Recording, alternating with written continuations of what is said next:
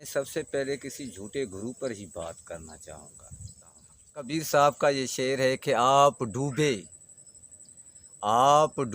औरों को तारे, झूठ जिसके सर नरे। कहत कबीर सुनो रे साधु, कहत कबीर सुनो रे साधु, झूठा गुरु न फड़ना रे। अगर तनकीद करने वाला हमारे पड़ोस में है तो ये अच्छी बात है। वो क्यों अच्छी?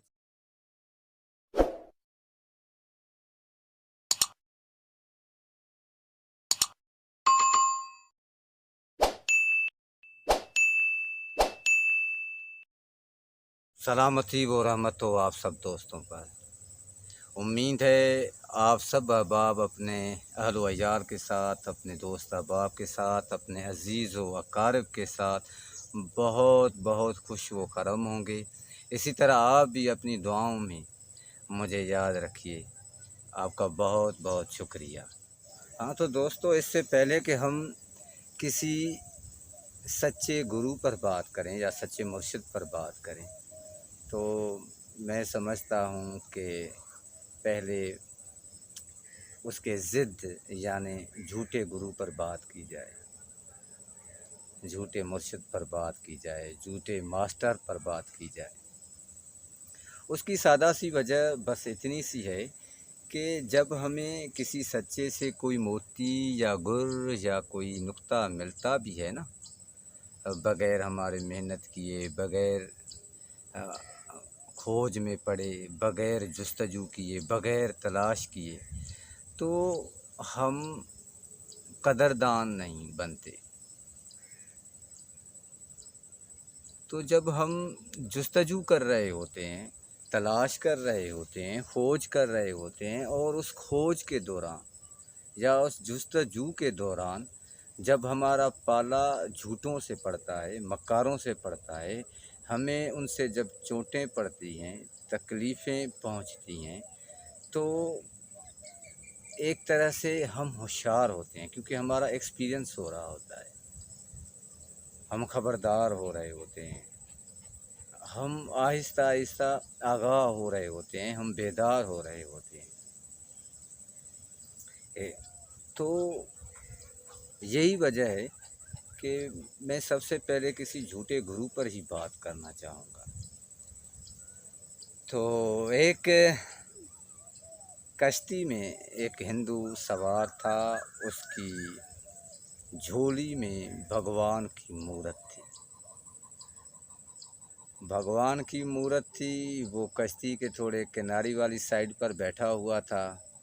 कश्ती चल रही थी, मल्लाह अपना फ़र्ज़ सरअंजाम दे रहा था कि अचानक कश्ती ने बड़ा हिचकोला खाया, जिस वजह से भगवान की जो मूरत थी वो पानी में गिर गई। अच्छा, पानी में उस मूरत का गिरना था और इधर हिंदू भक्त का वावेला मचाना था, मातम बर्पा करना था, चीखें मारना था, अपनी अकीदत की वजह से या अपनी भक्ति की वजह से या अपने अंधेपन की वजह से। कबीर साहब का ये शेर है कि आप डूबे औरों को तारे, झूठ जिसके सर नरे।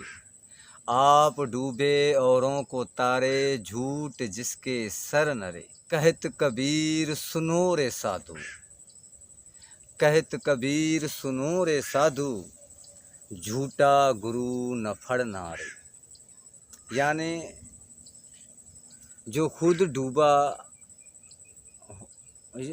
हुआ हो या डूब रहा हो, हाँ, जो खुद डूब रहा हो और वो दावाएं करता फिरे कि मैं सबको पार लगाऊंगा, तो ऐसे के लिए कबीर साहब फरमाते हैं कि जो खुद ही डूब रहा है, जिसकी नैया अभी पार लगी ही नहीं है, तो उसकी ये दावा तो सरासर झूठ साबित होती है। तो ऐसे झूठे गुरु की कभी बैयत ना कर। वो एक तरह से ताकीद फरमा रहे हैं। کیونکہ دعوائیں کرنے والے آپ کو اس کرۂ ارض پر بہت سارے ملیں گے۔ جیسے ہی آپ ان کے ساتھ چلیں گے، ان کے ساتھ بیٹھیں گے، تو آپ کو خود ہی ایکسپیرئنس ہوگا، آپ پر ان کا جھوٹ، ان کا فریب خود بخود کھلتا جائے گا۔ اور جب ان کا جھوٹ آپ پر کھلتا جائے گا، اور اگر آپ سچے ہیں تو آپ کبھی بھی رکیں گے نہیں،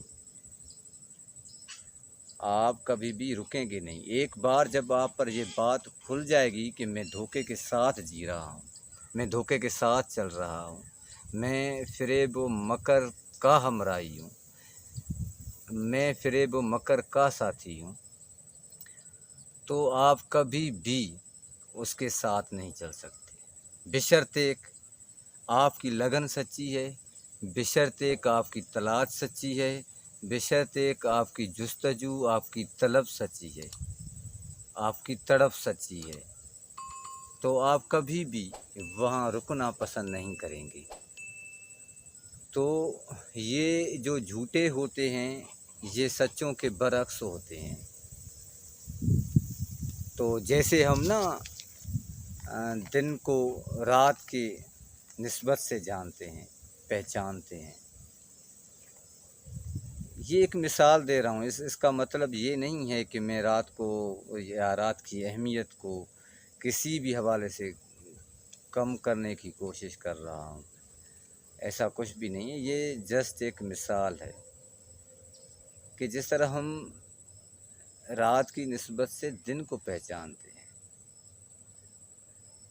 روشنی کو اندھیرے کے حساب سے پہچانتے ہیں، اسی طرح جب ہم جھوٹوں کے ستائے ہوئے ہوتے ہیں جھوٹوں کے ستائے ہوئے ہوتے ہیں، تو ہمیں پھر سچوں کا بھی پتہ لگنا شروع ہو جاتا ہے۔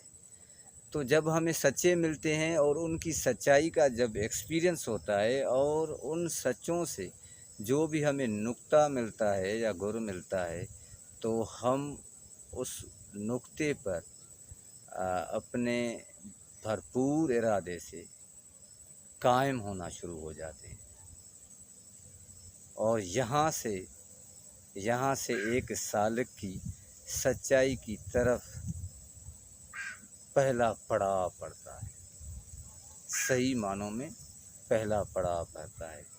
لیکن جب جھوٹوں سے وہ چوٹ کھاتا ہے، جھوٹوں سے جب وہ تکلیف کھاتا ہے، تو اسے سچائی کی طرف ایک راستہ ملنا شروع ہو جاتا ہے۔